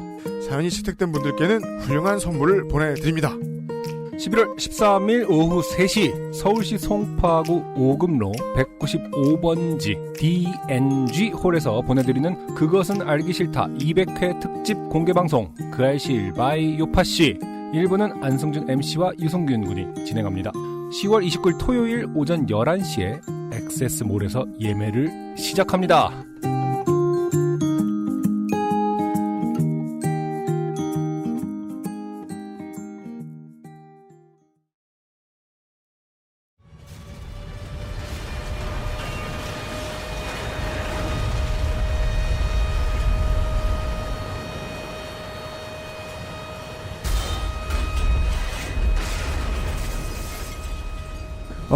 사실 그 최순실 사태와 관련해서 제가 제일 쇼킹했던 건 그 JTBC의 손석희 사장이 직원들에게 보낸 편지였어요. 어제. 네. 내가 그동안 궁금해왔던, 그러니까 내가 이 회사를 하면서 이 일을 오랫동안 하면서 가장 궁금했던 질문에 대한 답이 저거구나라는 생각이 들었거든요. 어떤 질문이요? 세상을 향해 말하는 사람들은 그 말을 잘할수록 겸손해야 한다는 거예요. 네. 그리고 저 말을 윗대가리가 왜 하고 있느냐? 기본적으로 언론인인데 하고 하는 사람, 다니는 사람들은 목이 뻣뻣해지기 너무 좋은 직업이에요. 그런 타이밍이기도 하고요. 우리는 또 도도상의 그 명언을 다시 떠올리게 되죠. 전문직이 아니다, 이건. 전문인이 얻을 수 있는 존경을 전문직도 아닌 것들이 받아요. 네. 버릇이 빨리 나빠져요. 그래서 아무리 존경받는 언론인들도 바가지가 셀 때가 있어요, 어딘가에서. 네. 그 모습 하나를 봤습니다. 2015년 4월의 이야기를 사무엘 성님에게 들으면서 말이죠. 훌륭한 기자라고 칭찬 많이 듣던 어떤 사람들이 네팔의 특파원으로 가서 무슨 지랄을 했는가. 근데 그건 그 사람들이 미개 해설하거나 사실은 직업 얘기했지만 직업이 워낙 사람들을 그렇게 이상하게 만들어놔서라기보다 한국이 재난에 대해 별 개념이 없어서 인 것도 맞습니다. 네팔에 가서 한국처럼 취재를 한 거잖아요. 그렇죠. 한국에서 하는 행동들을 다 한 거잖아요. 그대로. 네. 그랬다가 1년 5개월 뒤 2016년 9월에 경주에서 지진이 터집니다. 다시 시계를 좀 빨리 돌려서 한국으로 왔습니다. 근데 이게 문제들이 굉장히 많았던 것들이 사실은 좀 제대로 드러나기 시작했던 건 열흘 정도 후에 이게 그 국정감사 시기였기 때문에 기상청 지진 대응 매뉴얼이 문제가 있음이 이제 나오게 되거든요. 이게 뭐냐면은 지진이 발생하면 기상청장과 차장에게 지진이 저녁에 발생을 하면 청장과 차장에 그 다음날 아침에 전화 보고를 하라는 내용이었어요. 맞습니다. 공식 매뉴얼에? 기상청 매뉴얼에. 그래서 이제 그게 무슨 의미인지 함의까지 다 매뉴얼에 써있진 않지만 언론은 그런 식으로 화를 부추겼죠. 청장의 잠이 더 중요하냐. 네. 근데 사실은 이게 좀 다른 의미들로 봐야 되는 게 보고가 국민안전처가 사실은 재난과 관련된 총괄이 컨트롤 타워잖아요. 네. 국민안전처 장관에게 보고를 하는 게 아니라 환경부 장관에게 보고를 해요. 왜요? 좀 이상하죠? 두 번째, 재난으로 관계된 국민안전처 자체에 가지고 있었던 매뉴얼이 규모 5 이상의 지진에 대해서는 매뉴얼 자체가 없었어요. 규모 5.0 이상은요? 예. 네팔에서는 보도조차 되지 않은 수준에. 그 네팔에서는 중박이야. 예. 지진의 규모가 1이 올라가면 거의 파기로는 32배씩 올라가거든요. 그 5.8이었다고 한다면 거의 20배 정도가 큰 거죠. 파괴력이. 그런데도 불구하고 이 매뉴얼 자체가 없었다는 얘기. 근데 좀 생각해보면 희한한 게 왜 우리나라는 지진이 안 난다고 이렇게 믿었던 걸까요? 이제까지 안 났으니까요. 아니 근데 왕조실록이나 보면 큰 지진이 있긴 하잖아요. 그게 저 집안 돈 갖다가 저 도박하는 애들 심정이죠. 아직 집안이 괜찮거든. 저는 이제 막연하게 다들 이렇게 믿고 있었잖아요. 근데 이게... 그 믿음을 왜 의심 없이 다들 믿었지라는 게 난 너무 전 신기하더라고요. 그게 사실 일이 터지고 나서. 그게 스타가 이야기하는 테란의 근본적인 속성이잖아요. 이 가장 중요한 종족 특성은 그거라는 거죠. 재난이 닥치기 전까지 재난이 올 수 있는 모든 일들 다 하고 있다. 그게 인간이라는 거죠. 그래서 이제 박근혜 대통령은 프로토스라는 소리 나온 거죠. 신경삭을 끊지 않았다. 아몬의 조종을 받고 있다. 죄송합니다. 네. 상태들을 보면서 이제 좀 생각을 했던 게, 그 재난이든 뭐 어떤 그 방제든 아니면은 그 보안이든 이쪽 관계된 양반들이 공부를 하는 내용들 중에 뭐가 있냐면 스위스 치즈 모델이라고 있어요. 스위스 치즈 모델이요? 예. 맛있는 건가요? 발음상 치질이라고 들려버려가지고 지금. 스위스 치즈 모델. 미국 만화 영화 보면 이제 그 구멍 뚫린 치즈 나온 거 있잖아요. 네네. 네, 실제로는 안 그렇다면서요. 에멘탈 치즈 그런 치즈 있어요. 그래요? 그렇게 돼 있어요. 그 안에서 그 발효되면서 기포가 생겨가지고 구멍들이 생기는 건데, 그 주장한 사람이 누구냐면 영국의 맨체스터 대학 심리학과의 제임스 리즌이라는 교수인데, 1997년에 만들었대요. 이 양반의 주장이 뭐냐면, 우리가 어떤 방비책을 만들 때 당연히 구멍이 없는 완벽한 것일 거라고 생각을 하지만은 우리 자체가 결함이 있기 때문에 사실은 그게 스위스 치즈처럼 구멍들이 몇 개가 있고 그 방비책을 여러 개를 만든다라고 하더라도 구멍들이 이제 뽕 뚫린 한꺼번에 연결이 되는 그런 어떤 포인트가 있다라고 한다면 거기서 이제 카타스트로픽한 사태들이 벌어진다. 완벽한 이론을 실행하기 시작하면 사람들이든 원래 있던 인프라든 군역 노릇을 하게 돼 있는데 그걸 못 쳐다보는 순간 말씀하신 대로 캐터스트로피다. 그러니까 이런 상태들이 발생들이 된다는 거고 이거에 뭐 의료나 항공 분야에서 실제로 많이 활용들을 하고 있다고 하더라고요. 그러니까 결국 여러 가지 방비책을 계속 레이어를 쌓아놓을수록 좀 더 안전하다는 얘기인 건가요? 네. 그렇죠. 그리고 사실은 그거보다도 다른 것보다 이 양반들이 얘기했던 거는 그 구멍 자체가 있다는 걸 지각을 하고 그리고 어떻게 해야지 좀 더 안전할 것인가를 갖다 계속 생각하고 있어야지 안전하다는 거죠. 네. 그러니까 내가 만든 방비책은 항상 불안전하다고 생각하는 거. 그러니까 우리가 모르는 구멍이 반드시 있다는 걸 지각하고 그 기조하에 모든 방비책을 만들어 놓는. 그렇죠. 개발자들이 이제 그 최초 코딩 완성 시에 돌려보고 가장 무서울 때가 그때라고 하죠. 버그 없을 때. 맞아요. 심지어 버그까지 안 보여. 이러면서 그리고 그런 얘기 거죠. 들었어요. 그 자기가 코드를 봤는데 틀렸는데 왜 잘 되냐고. 왜냐하면 문제없는 시스템을 만들어야 하는 책임자는 근본적으로 그 생각을 하긴 하게 돼 있는 것 같아요. 내가 만드는 건 완전할 리가 없다. 맞습니다. 예. 네. 근데 이분들은 거꾸로 내가 만든 것은 완벽하다라고 생각을 한 거죠. 우리 국민안전처 같은 경우에는 5.0 이상의 지진은 안 날 테니까. 안 날 테니까. 근데 바로 이제 5.8이 나온 거고. 매뉴얼도 있다고. 책을 쓸 때 사실 저 같은 경우에는 전혀 날지 않을 것이라고 생각을 해가지고 2개를 뺐었어요. 전혀 일어나지 않을 상황 자체가 벌어질 수가 없다라고 했던 거가 이 거의 모든 재난으로부터 살아남는 법을 책을 쓰실 때 이거 안 나올 거다라고 생각하고 이런 상황은 절대로 벌어질 수가 없으니까는 쓸 필요가 없다 빼자라고 강력하게 주장을 했던 게 거의 모든에 밖에 있는 재난들이요. 네. 거의 모든에 포함되지 않은 두 가지. 그게 뭐였냐면은 세월호 같은 내용 선박에서 사고가 났을 때. 왜냐면 뛰어내릴 수가 없어요. 뛰어내리면 바로 죽어요.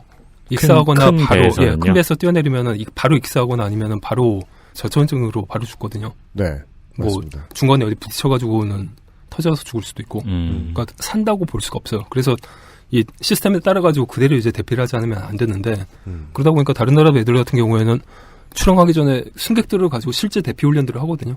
그래서 몇 초 내에, 그러니까 몇 분 내에 대피를 하지 못했다. 그러면 그 배 못 나가요. 원래가. 그렇게 돼 있는데 이건 뭐 선원들이 없어져 버렸잖아요.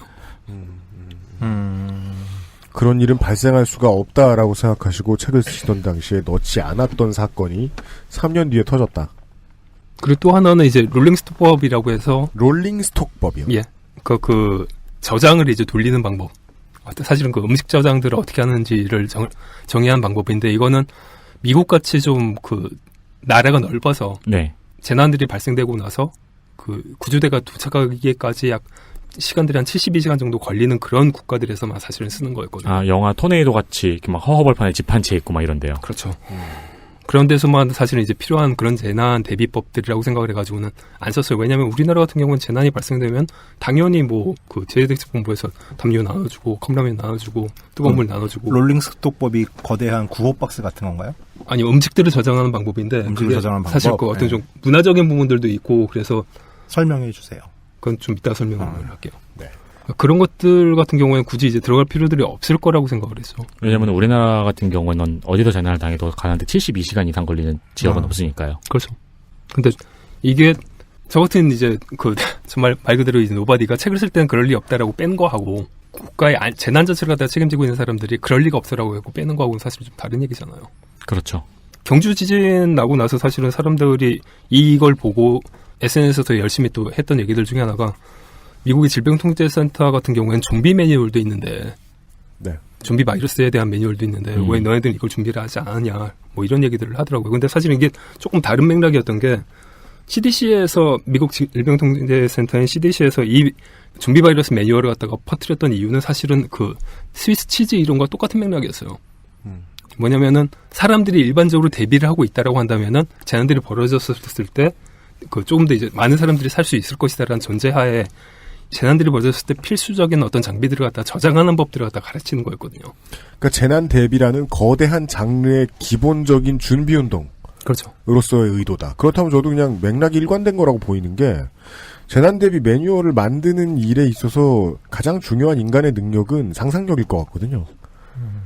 그렇다면 좀비 아니라 뭐는 대비 왜 안 해야 되겠습니까? 저는 또 그렇게 이해를 했네요. 이 좀비 대비 매뉴얼 같은 경우에는 좀비 대비 매뉴얼이라는 장치 안에 실제 재난 대비에서 사용할 수 있는 다양한 방법들을 알려주었다는 거잖아요. 그 얘기예요, 그 얘기. 네, 좀비 매뉴얼은 사실 마케팅 수단이었고. 그렇죠. 사실 나는 좀비만 대비하게 된 줄 알았는데 모든 걸 다 대비할 수 있게 됐네. 좀비를 대비하려고 했던 거에서 모든 게 다 되네? 하긴 뭐 어떤 국가 재난 매뉴얼이 아무리 완벽해도 무당이 나와가지고 국가를 지배할 거란 그런 재난을 대비하지 못했겠죠? 컨트롤 타워 자체가 리스크라고 생각을 할 수가 없죠. 그 컨트롤 타워가 아몬일 경우.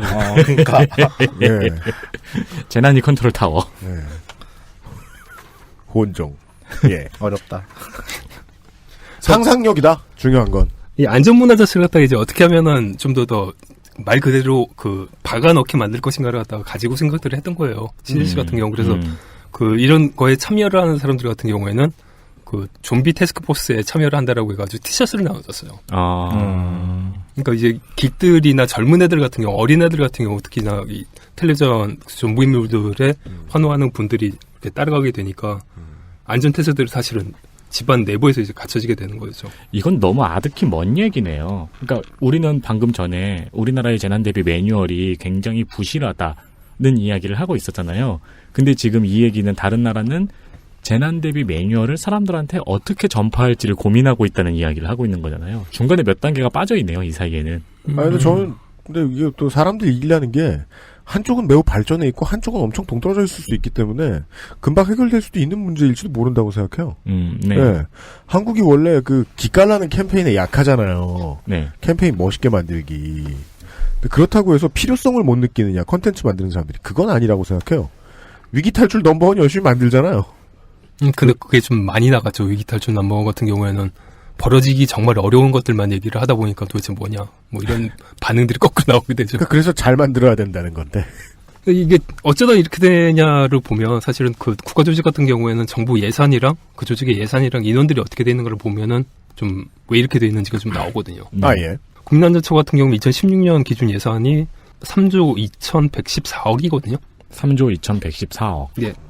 그리고 정부 예산이 386조 7천억이니까 약 한 0.8% 정도가 국민안전처의 포션입니다. 작진 않은 조직이죠. 그런데 대한민국 정부 예산은 2015년 대비 11.3조, 약 3% 정도가 증가를 했는데 국민안전처 예산은 2,252억이 줄었어요. 예산은 증가했는데 국민안전처 예산은 줄어들었다고요? 예. 그것도 2015년에? 2015년 대비 2016년 예산이요. 그러니까 2015년에 메르스가 있었잖아요. 네. 메르스가 있었는데도 불구하고 줄어든 거예요. 그러니까 14년 세월호 겪고 15년 메르스 겪은 다음에 지금 돈을 2천억을 7, 8% 정도를 예산을 줄여버렸다. 예. 사실은 그 기존의 예산 자체가 충분했냐 하면 그것도 또 아니에요. 그러니까 특히 이제 소방 관련 예산들이 굉장히 좀 부족한 상태인데 소방관들의 개인 안전장비들은 물론이고 소방차들까지 굉장히 낡아 있는 상태거든요. 네, 그 얘기는 많이들 알려졌고 많은 사람들이 안타까워하고 장갑 있죠. 같은. 근데 네. 그거는 아예 개선 예산 자체가 없고요. 네. 네. 뭐 소방사업 얘기도 좀 곧 듣게 될 것 같고요. 하나를 또 배웠습니다. 상상력이 있어야 재난을 대비할 수 있긴 있구나. 예. 그럼 정말 그 좀비 태스크포스 보면서 저도 감탄했거든요. 보면서 이제 1단계는 정말 좀비가 있나 이거 하고 그 다음에 2단계는 저 전문가들을 계속 저 전문가로 두는데 돈을 쓰는구나 나라가. 그러니까 저는 철밥통을 너무 좋아해요. 네. 철밥통이 되면요 10 중에 7, 8명 정도는 일을 열심히 안 한다 치죠. 네. 나머지 2명들은 엄청난 능력들을 발휘해요. 제 믿음은 그래요. 그런 전문가들이 꽤 있나 보다라는 생각이 들었거든요. 시간 남아가지고 야 그럼 우리가 하는 일이 어떻게 해야 되게 멋있어 보일까 이렇게 생각을 막 몇 년 동안 하다가 만든 프로젝트일 것 같다는 생각이 막 드는 거예요. 그러니까 그거랑 대비가 되는 거예요. 우리가 뭐 안전 매뉴얼이라고 하면은 우리 머릿속에 있는 거는 책장 한 구석에 먼지 쌓여 있는 되게 재미없는. 네, 되게 재미없고 무슨 말인지 모르겠고. 그리고 막 누가 그렸는지 모르겠는데 엄청 재미없게 그린 만화들. 아니면 그지 같은 옛날 만화들 막 무슨 뭐 여자의 머리카락을 쓸어주면 화가 가라앉는다. 뭐 그러니까 진짜 처맞을 그런 내용들이라 쓴 그런 거 만들었다 하고 있는 와중에 다른 나라에서는 계속 고민을 하고 있는다는 거 아니에요? 미국 연방안전 재난대비처죠. 페마 같은 경우에는 그 기준들이 어디까지가 있냐면 재난 당했을 때 사람들이 피난처들이 일상생활을 영위할 수 있어야 된다라고 정의를 해요. 아, 네. 그러니까 기본적으로 프라이버시들이 존중돼야 되고, 그리고 애들 자체가 놀 수 있는 공간들이 있어야 되고, 맞습니다. 그리고 뭐 노약자들, 뭐 환자들 같은 경우 당연히 의료 지원들을 바로 받을 수 있어야 되고, 네. 그러니까 이게 피난 시설이라고 해가지고는 저기 세월호 당시에 그 부모님들과 그 이 운동장, 아니 강당, 강당에다 그냥 처박아 놨었잖아요. 네. 그게 아니라 이제 펜스들은 최소한 쳐줘야 된다는 거죠. 그래도. 네. 되게 많은 발전 가능성이 있는 장르였네요. 그러네요. 끊임없이 고민을 해야 되는 장르였네요. 우리는 지금 그 사무엘 성님의 개인 경험, 왜냐하면 2015년에 네팔에 계셨기 때문에, 네. 거기 거의 이제 거주하고 계셨기 때문에 개인 경험에서 출발을 했습니다. 한국인들이 꽤나 무지하구나, 무지한 한국에 일들이 생겨나고 있구나. 네. 예, 그것을 대처하는 한국의 모습을 광고를 듣고 얘기를 좀 더 해보겠습니다. XSFM입니다.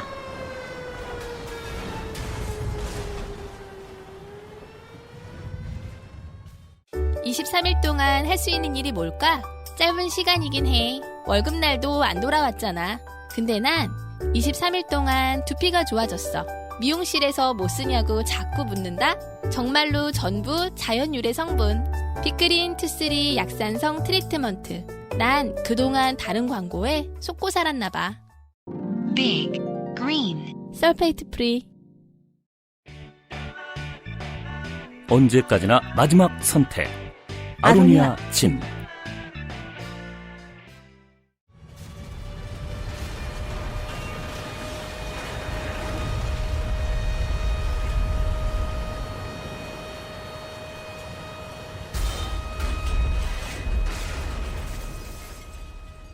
네. 우리는 이제 CDC와 페마에 대한 이야기를 좀 했고요. 부러워했고요. 네. 국민안전처 이야기를 좀 해볼 시간인 것 같습니다. 이 예산들이 좀 이제 골 때리는 부분들이 한두 가지가 아닌 게 소방 및 특수 해경 특수 구조대를 신설을 한다면서 예산을 78억을 배정을 했어요. 78억으로 뭘 할 수 있을까요? 아니 그 사람이 36명이거든요. 사람이 36명인데 연봉을 2억씩 준다고 생각하시면 안 되고요. 그럼 사무실이 없죠. 자, 그러니까 인건비하고 그 사무 운영 비용, 보험료 하면 안 될 것 같아요. 그럼요. 네. 그러니까 장비를 하나도 못 사는 거 아니에요. 장비를. 훈련 비용이 일단 없어요. 그리고 제가 봤을 때 이 정도면 연봉도 3천만 원 내외 수준으로 책정되지 않았을까. 그 정도면 세게 준 것일 것 같아요. 거기다가 더 이제 깨는 거는 사람들도 굉장히 부족한 게 법정 기준으로 부족한 소방 인력이 18,740명이랍니다. 현재 부족분이? 예. 그게 이제 경기연구원에서 발행한 이슈엔 진단 2016년 4월 20일자 소방안전 여전히 문제 심각이라는 리포트에 있는 내용인데요. 2014년 현재 전국의 소방 인력이 4만 명 정도 되거든요. 그러니까는 거의 지금 3분이서 할 일을 2분이서 하고 있다는 얘기죠. 그러게요. 부족한 3분의 1이 없다. 네, 3분의 1이 없는 거네요. 예. 거기다 더 깨는 거. 아니 이건 청년 실업 문제도 해결할 수 있는 거잖아요 지금. 그렇죠. 예산 늘려가지고 사람 뽑으면은. 아니 훈련시키고 뭐 이러는 부분들까지 가면은 사실은 더 많아지죠. 그러니까. 네. 아니 이렇게 해결할 수 있는 문제를. 그리고 더 깨는 거는 이게 소방 공무원들 같은 경우에 사실은 사람들의 시선을 좀 처참한 걸 많이 볼 수밖에 없거든요. 네. 그렇죠. 예, 이거 트라우마 남습니다. 그렇습니다. 그렇죠. 예. 그러니까 저 같은 경우에 2011년 그 아랍의 봄 당시에 그 SNS로 올라오는 그 처참한 사진을 굉장히 많이 봤던 편이거든요. 네. 그리고 뭐 경험들도 좀 있었던지라 그 네팔 지진 당시에 그 사람들이 시신되는 거 보고 그렇게 크게 충격받을 거로 생각은 안 하고 갔었는데 네. 작년 이제 지진 당시에 카트만두 분지에서 죽은 사람들만 1,500명 정도였어요. 네. 1,500명 정도인데 카트만두 화장터가 이제 파슈파티나트라는 사원 옆에 있는 화장터가 있는데 네. 거기에서 하루에 처리를 할 수 있는 게 100명 정도밖에 안 되는 거예요. 그쵸. 뭐 냉장 시설이 있는 것도 아니고 네. 그런 상태에서 지금 보름치가 밀려 있는 거예요. 아, 다른 것도 아니고 시신이요. 예. 그러니까 이 양반들이 어떻게 했냐면 책이 빠져나가지만 못하게 처리를 하고 그다음 한꺼번에 그 장작들을 모아가지고 한꺼번에 태우기 시작했어요. 신원 확인이 안 된 분들 같은 경우는. 근데 그것도 나중에는 장작이 모자라갖고는 생난리가 나죠. 그쵸. 나무가 되는 게 한계가 있으니까. 그러니까 그 카트만두 분지로 갖고 온 것들도 한계가 있고. 그렇죠. 저희 도로도 없고. 아버지가 오랫동안 소방관을 하셨었거든요. 네. 그 성남, 뭐 광주, 이천 이쪽 등지에서 오랫동안 소방관을 하셨는데 네. 저희가 성남에 살고 저희 아버지는 성남에 있는 현장에 많이 출동을 하셨어요. 그럼 아버지랑 어릴 때 걷다 보면은 그 불났던 현장들을 걸으면서 이제 기억을 하세요. 네. 네, 당연히 기억을 하시겠죠. 그러면은 거기서 봤던 시신들이 계속 트라우마로 남아가지고 건물을 볼 때마다 그 시신들의 이미지가 계속 떠오른다고 말씀을 하시더라고요. 그런 형태들의 트라우마들이 남는다라고 한다면 당연히 그러니까 현대적인 조직이라고 한다면 사실은 그분들에 대한 그 트라우마 관리책들을 만들어야 되잖아요. 당연합니다. 네. 지금 사실은 현대적인 군 같은 경우도 전투 부대들의 그 트라우마 관리를 하기 위한 여러 가지 방법들이 나오고 있는데 이분들에 대한 심리적인 상담들을 할 수 있는 그런 예산들 자체도 배정이 안 돼 있는 거예요. 나쁜 녀석들이었나요? 리세르폰이었나요? 경찰들에 대한 심리 상담을 하는 박사님을 놀리는 리세르폰이요. 네, 장면이 나오죠. 네. 그거는 그 이제 멜 깁슨 선생이 네. 워낙에 좀 그 스코틀랜드를 해방시키느라 먼치킨이라 예. 그 너무 저 많은 트라우마를 겪으셔가지고 그 농담의 소재로 본인도 심한 고문을 당하셨고 미국에서는 농담의 소재로까지 사용되는 당연한 일이 우리나라에서는 예산도 배정이 되어 있지 않은. 그렇죠. 정신력으로 하면 된다라고 얘기하시는 분들이 좀 많은데 네. 그런 말씀 좀 많이 하시는 분들이 2004년도에 남아시아 쓰나미 당시에 그 해외 봉사를 갔었던 적이 있었어요. 네. 근데 이분들이 낮에 시신 처리를 하고 밤에 잠을 못 주무시는 거예요. 당연합니다. 그러니까 계속 이제 술 마시게 되고 술 마시니까 사건 사고들 굉장히 많이 있었거든요. 재난의 일환이죠, 그게. 그러네요. 예. 자원봉사를 하러 가시던 분들이 자원봉사를 하시면서 재난을 일으켰죠. 네. 외상후 스트레스 장애를 이기지 못하시고. 예. 네. 근데 그런 것들 자체에 대한 관리 체계가 국가 예산이 없다라고 한다면 사실은 국가 예산안을 어떻게 짰는지에 대해서 물어보지 않을 수가 없는 거죠. 하긴 근데 우리가 외상후 스트레스 장애라는 말을 처음 들었던 게 저 같은 경우는 쌍용차 사건 나고 나서 정혜신 박사가 만들었을 때 전 거의 그때 처음 들었어요. 그 용어 자체를. 다 일반적이었어요. 그 용어들이. PTSD는 한국에서 결코 일반적이지 않았죠. 그러니까, 예. 네. 그러니까 일반적으로 알려진 것도 되게 최근이죠, 사실. 외국 사례만 많이 들었죠. 예. 네. 실체적인 생각들을 해본 적이 없는 거죠, 한국 사회는. 제가 새로운 것을 시도를 잘 못하는 사람이라는 건 이제 청취자 여러분들이 잘 아실 거라고 생각합니다. 저는 지금 벌써 몇 년째 그 90년대 노래 틀어주는 미국 방송국들 인터넷 라디오만 듣고 살거든요. 그럼 이제 광고를 똑같은 거 맨날 들어요. 네. 벌써 5년째 미국은 똑같은 거 지금 캠페인하고 있어요. 당신의 아이들 84명 중 1명은 자폐증이다. 아. 한국에서 이 얘기 10년 내로 안 나올거려? 그렇겠죠. 네. 한국이 정신질환 문제 있어. 얼마나 짜고 어두운데. 그러니까 뭐 전투부대 같은 경우는 대략 10%에서 6% 정도는 전투 후에 이런 경험들을 딱 하게 된다라고 딱 정의를 하거든요. 네. 일반적으로. 그런데 그 얘기들은 아예 한국에 없는 거죠. 국내에서는 개념 도입도 안 돼 있는 상태. 그렇죠. 지금 현재 그 저희 청와대에 계시는 분께서 취임식 날 이 손님들을 앉으셔야 되는 자리에 눈 쌓였다고 소방관들 불러가지고 치웠잖아요. 근데 실제로 우리나라에서 이 외상후 스트레스 장애에 대해서 다뤄야 되는 위치에 있는 사람들이 이 외상후 스트레스 장애가 뭔지 모를 리는 없잖아요. 모를 것 같아요. 저도 그럴 수 있을 거라 생각해요. 그러니까 적어도 국민안전처 장관님 같은 경우에는 군인 정신을 돌파해야지 뭐 이런 얘기를 하실 것 같아요, 저는. 그 옛날에 이렇게 인도 여행할 때 모든 배낭여행지에서 보면은 이스라엘 여행자들이 정말 악명이 높거든요. 왜 어떤 식으로 악명이 높나요? 그냥 이제 모든 깽판과 개차반의 원조라고 생각을 하는데. 인도는 그 여행자들한테 악명이 높은 곳 아닌가요? 아니 근데 이제 그 보면 이제 수많은 외국인 여행자 중에서 네. 뭐 라오스나 태국 같은 데도 마찬가지고 유독 이스라엘 여행자들의 난장이 되게 심해요. 정말 장난 아니거든요. 근데 저도 어렸을 때는 몰랐어요. 네. 그러니까 일단 외상후 스트레스 장애라는 개념들도 전혀 몰랐고, 네. 근데 대부분 그 이스라엘 여행자들 같은 경우는 군 복무를 한 다음에 이제 군 복무의 대가로 좀 목돈이 들어와요. 이스라엘은. 그래서 네. 대부분 그 돈으로 여행을 해요. 아. 근데 이렇게 나오는 이제 아시아로 나오는 애들이 특히 이제 또 이스라엘 같은 경우는 그들의 여권을 가지고 갈 수 있는 나라들이 몇 개 없잖아요. 네. 이를테면 그 주변 나라 거의 다 못 가요. 아, 그래요? 이란 같은 경우나 아니면 많은 이슬람 국가들을 가면은 여권에 이 여권으로 팔레스타인 지역은 갈 수 없습니다라고 써 있어요.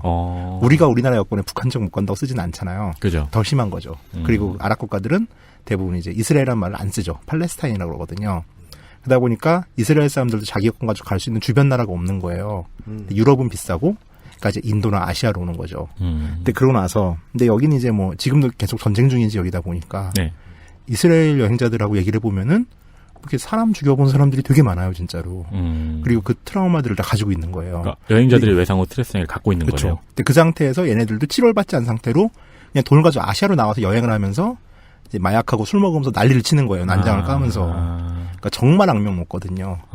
근데 이제 처음엔 정말 이제 싫어했어요. 이스라엘도 되게 싫어했는데 이제 그런 얘기 알게 되면서 좀 이제 얘기를 해보려고 되게 노력을 많이 했거든요. 근데 거기서도 시스템의 부재가 드러나네요. 그나마 이제 이스라엘은 어찌됐건 간에 뭐 돈으로의 보상이나 이런 문제들이라도 좀 해결 약간이라도 했다고 볼 수 있는데 네. 한국 같은 경우는 거의 뭐 택도 없죠. 그렇죠. 예. 근데 사실 이스라엘 같은 경우에 그 전역 후에 여행 나오는 게 사실은 이제 재활 프로그램들 중에 하나예요. 아. 네, 그렇게는 하는데 이제 걔네가 12시간 정도 치료를 그러니까 심리 상담 같은 걸 받고 나온다는데 이제 그렇게 말하기는 좀 부족한 시간이긴 하죠. 그러니까 사실은 뭐 사람을 직접 죽인 거 같은 경우에는 이게 심리적 트라우마가 굉장히 많이 남아 있게 될 수밖에 없는데 네. 그리고 사실은 폭탄 테러라든가 이런 것들이 벌어진 거 보면 요즘은 이제 폭탄 배달을 하는 친구들이 꼬마란 말이에요. 네네네. 꼬마를 갖다 총으로 쏘아서 그렇죠. 했던 그런 네. 경험들 같은 네. 경우에는 이 기억상에 사실은 영혼의 말 그대로 이제 기세가 쫙 가게 되는 건데 네. 얘네들은 그거를 치료를 사실은 하는 과정으로 이제 여행들을 내보내게 되는 거거든요. 근데 어떻게든 국가가 좀 완벽하게 책임을 지지 않은 상태에서 이제 방출을 하는 거죠. 그러니까 제가 지금 이제, 듣기로는 네, 아시아에 있는 많은 이제 관광업을 하는 사람들이 그 뒷감당을 하고 있는 거죠. 그러니까 제가 약간. 듣기로는 그 딴 나라 가서 풀고 와 이건데. 근데 그거라도 하는 게 어디냐로 가면 뭐 그것도 있고 어찌됐건 외상 스트레스 장애라는 것에 대한 개념들이 그나마 좀 이제 우리랑 비슷한 환경이라고 늘 비교된 이스라엘만 하더라도 아주 약간의 기초적인 상식된 장착이 되어 있는데 네, 네. 심리적인 상태들과 관련된 어떤 케어와 관련된 부분들, 이 실제로 그 안전을 책임지는 그런 분들에 대한 심리적인 케어들을 하는 부분들까지도 고려가 안 돼 있으면 물론이고 전체적으로 이제 좀 빈 부분이 너무 많은 거예요. 네, 네, 네. 인력도 부족하고 예산도 적고. 네, 거기서 그러네요. 이제 예산도 까고. 그러면은 정상적으로 그런 조직이 움직일 거라고 생각을 하면 그건 좀 무망한 얘기가 될 수밖에 없죠. 그렇죠. 네. 네. 왜 옛날에 그 무슨 만화책이지?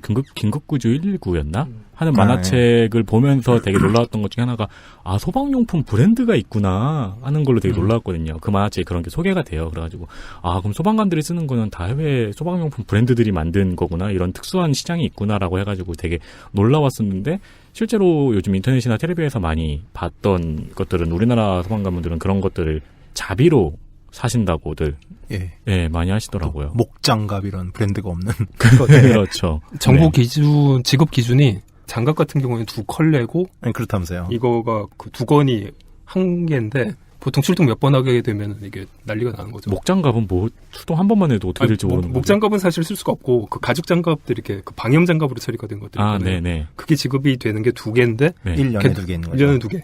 근데 그것도 사실은 제대로 지급이 안 되고 있어요. 아. 그러니까 지금 뭐 거의 제가 기억하기로는 36% 정도 모자라는 상태. 그래서 소방관분들이 직접 해외 직구를 통해서 자비로 구매하신다고 하더라고요. 아, 이게 군인들 같은 경우는 어찌됐건 의무병이니까 군대도 보면 뭐 내복 같은 거 지급 되게 안 되잖아요. 그래서 대부분 사제로 쓰는데 소방관 같은 경우는 어찌됐건 사제 상황이잖아요. 지금 군대에 들어와 있는 사람들도 아니고. 네. 예. 성토밖에 할 게 없네요. 사무혜성님이 대본에 있었으나 소개 안 해주신 내용 중에 이런 게 있었네요. 예. 그 신설했던 소방 및 해경특수구조대의 이름은 원래 일본 해상보안청의 특수군함대에서 어원을 원전 모델을 찾을 수 있다. 이유는 아마도 세월호 당시에 우리 권력 3위가 특공대 어디 있습니까? 를 몇 번 하다가 만들어졌다. 근데 일본의 경우에는 한 팀이 6명인데 하루마다 교대로 돌아가는 팀이 6개. 근데 6팀이 6명 최정예 전문가가 돌아가는데 78억이면 정말 모르겠네요. 아니, 무엇보다 일본 해상 군함대 같은 경우에는 그 전용 풀이 있어요. 전용 수영장이 있는데 그게 이제 온갖 기상 조건들을 다 만들어낼 수가 있는 거예요. 천둥 번개 치고 해일 치고 뭐 불 나고 이런 것들을 다 만들어 놓고 나서 훈련들을 하거든요. 그거는 영화 세트 만드는 비용이 들어가겠는데요. 그게 그렇죠? 이제 78억으로는 상상을 할 수가 없어요. 그 영화 한 2개 붙여야 될 것 같은데요. 그런 거 만들려면.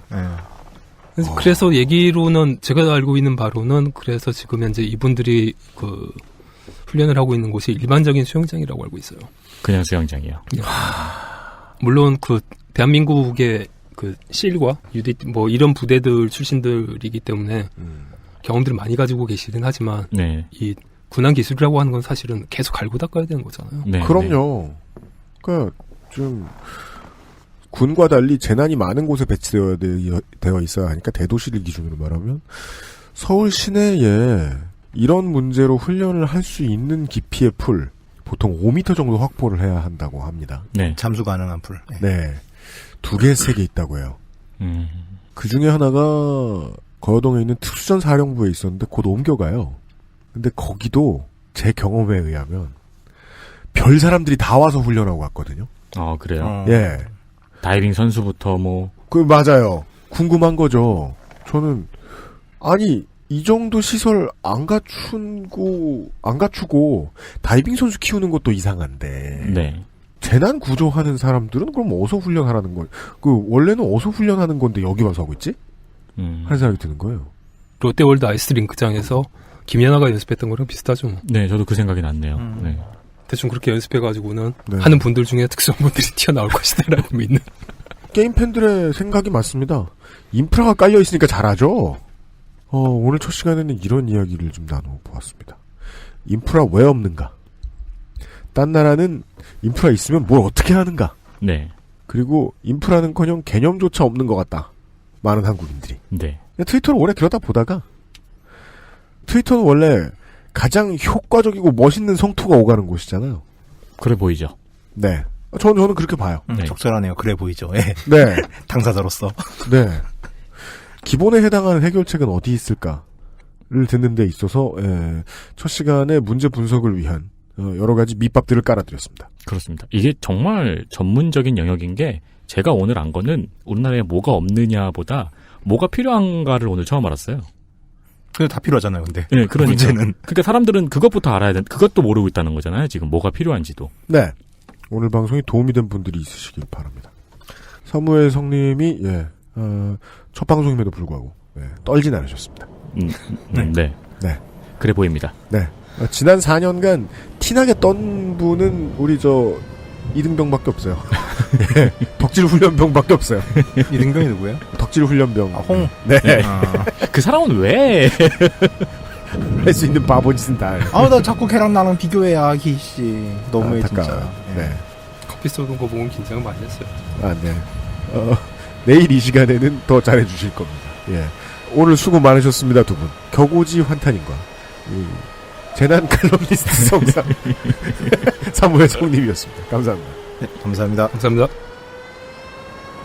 XSFM입니다.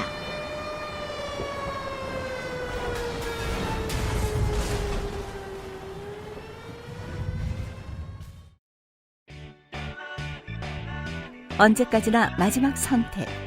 아로니아 침. 기억력 때문에 고민이신가요? 식약처로부터 기억력 개선에 도움을 줄 수 있다는 기능성을 인정받은 공심보감을 섭취하세요. 당신의 기억력 개선에 도움을 줄 수 있습니다. 공심보감과 함께라면 삶의 질이 달라집니다. 살찔까봐 걱정되지만 야식과 맥주 한 잔을 포기할 수 없다면 프리미엄 세이프푸드 아임닭. 많은 분들이 전국이 혼란스러울 때 뭔가 변화를 껴할 수 있는 게 있지 않겠느냐. 예를 들면 아카기 토모이가 바랬던 전쟁처럼. 네. 뭔가 좋은 일이 있을 수 있지 않겠느냐. 저는 진지하게 전쟁 날까봐 걱정이 좀 되더라고요. 이러면서 이제 이화여대 학생들을 김책 공업대로 보내보자. 왜요? 남북 통일시키게. 아니면 특공대로. 예, 주호민 화백을 평양에 떨궈보자. 아, 맞아. 그 얘기 하려고 했는데 까먹었었네. 일주일 전에 청와대에 갔었다고. 그러니까 이게 2010년대 최고의 토템이 되셨죠? 네. 이 사람 가면 끝장. 파괴왕이죠. 파괴지왕이 되었죠. 예. 토템 무기가 됐어요. 많은 기대들을 하고 계십니다. 지난 정권에도 경험하고, 제 인생 동안 많은 정권들에서 이제 경험했던 것을 기억으로 말할 것 같으면, 어떠한 꿈을 이루기 위해서 여러분들이 이제 뉴스를 보시는 동안에 어마어마하게 많은 인력이 들러붙어서 노력을 해야, 변화가 나올까 말까 할 겁니다. 네. 네. 그럼 미리 쥐고 있거나 미리 이제 다 알고 있는 유능한 사람들은요? 그 사람들은 우리가 노력해야 그제서야 깝니다. 그렇죠. 지금 저는 사건이 터지고 오호하면서 추이를 보고 있는데 탄핵이라는 의제 가지고도 벌써들 많이 싸우시더라고요. 네. 그러면은 그 상황을 보고 앞으로 흘러가는 일들도 절대 순탄치는 않겠다라는 생각이 들더라고요. 저는 뭐 별로 큰 걱정은 안 되는 게 정치인들은 원래 하던 대로 하고 있어요. 모두가. 하나하나 살펴보죠. 비박들은 이제 제 세상을 맞았어요. 논현동에 다시 들락날락 할걸요? 모두 쥐고 있는 거 없으신가? 기분이 좋아졌어요. 유승민이나 남경필은 우리가 알고 있던 그 보수 정치인의 모습을 그대로 보여주고 있어요. 네. 그 전에 침묵하다가 이제서야 저 사람 나쁜 사람이다라고 지목해서 말할 수 있는 용기를 그제서야 갖추게 됐죠. 네. 기대할 거 별로 없는 사람들이라는 걸 보여줬습니다. 이정현 대표요? 분위기 파악 잘못했죠. 언제나 안 그랬나요? 그러니까 이정현 대표 볼 때마다 저는 이제 우리 주변에 말이에요. 나한테 친하게 굴어요. 근데 친해지고 싶지 않은 사람 있죠. 네. 그런 사람도 오랫동안 알고 지내게 된다? 그런 사람이 떠올라요. 아니, 성가병이 아무리 싫다고 해도. 네 얘기 아니야, 성가봐. 너 아니야. 그냥 원래 하던 대로죠. 네. 그런 사람들은요, 나를 좋아해, 그 사람이. 내 실드를 쳐줘. 네. 그럴수록 내가 망하죠. 하던 대로 하고 있습니다. 자신이 최순실을 위해 밥을 굶었다는 사실을 드러내면서 말이에요. 네. 우리 야당의 대표요? 탄핵하자고 할 겁니다. 3보 1배를 해가면 또 할 수도 있습니다. 추 대표. 예, 갑자기 멀리 가셨던 우리 실질적 보스, 조순영 씨를 불러다가, 예. 오빠 이거 어떻게 했더라? 이러면서. 일단 물을 안 먹었어. 복귀할 수도 있죠. 우리의 안철수 전 대표는, 공동대표는 또 그냥 팔딱팔딱 잘 낚이고 계시죠. 어저께 JP랑 식사하셨다고. 예. 만찬. 정치인들은 그대로 갑니다. 그러니까 대표 정치인들은 말이죠. 네. 예. 그리고 제가 얘기했잖아요. 이화여대가 한 일이고, 진보 언론들이 한 일이고, 네. 야당의 새로운 정치인들이 좀 해낸 일이에요, 이건. 많은 이들의 노력이 있었기에 여기까지 왔고요. 주호민 작가 한 명 보낸다고 해서. 만약에 주호민 작가를 청와대로 보냈어. 네. 또 보냈어. 탄핵이 돼. 그럼 그건 주호민 작가가 잘한 건 아닙니다. 그건 알려드리죠. 예. 많은 사람들이 땀을 흘린 결과입니다. 저희들은 언제나 다른 데에 숟가락을 얹죠, 이럴 때. 예. DIY 서바이벌 가이드북 본격적인 시작을 내일 알리도록 하겠습니다. 그렇습니다. 그리고 이제 끝나기 전에 그 말씀 드려야죠. 우리 공개 방송. 네. 네. 요파씨 공개 방송이라고 하지 마십시오. 뭐예요? 안승준 팬들이에요? 네, 이럴 줄 알았어. 안승준 처음 불러올 때부터 다 그놈 팬이요. 말고요. 근데 팬 많아요, 진짜. 알아요. 최근 여성들은 다 안승준 씨 팬이던데요? 네. 근데 원래부터 그랬어요. 원래부터 보드카레인과 안승준은 인산이네. 그 알실 공개 방송이고요. 네, 그렇습니다. 네. 그 알실 공개 방송입니다. 네. 손신주 박사와 환윤스님과 함께 할 거고요. 손신준. 네. 아주 힐링의 도 같은 분들이죠. 힐링 앞에 키읔이 묵음 처리된 거죠? 네, 그렇습니다. 힐링? 킬링. 킬링. 예. 아니죠. 데미지 딜러죠. 네. 그리하여 여러분들은 힐링 받으러 왔다가 탱커가 되시는 거예요. 집중포화 당해서. 예. 티켓팅은 토요일 오전 11시부터 시작됩니다. 이번 주 말입니다. 네. 예, 액세스몰을 참고를 해주시길 바랍니다. 198회 주말 순서에 다시 뵙도록 하겠습니다. UMC와 윤세민과 김상조였습니다. 내일 이 시간에 그대로 뵙죠. 안녕히 계십시오. 안녕히 계십시오.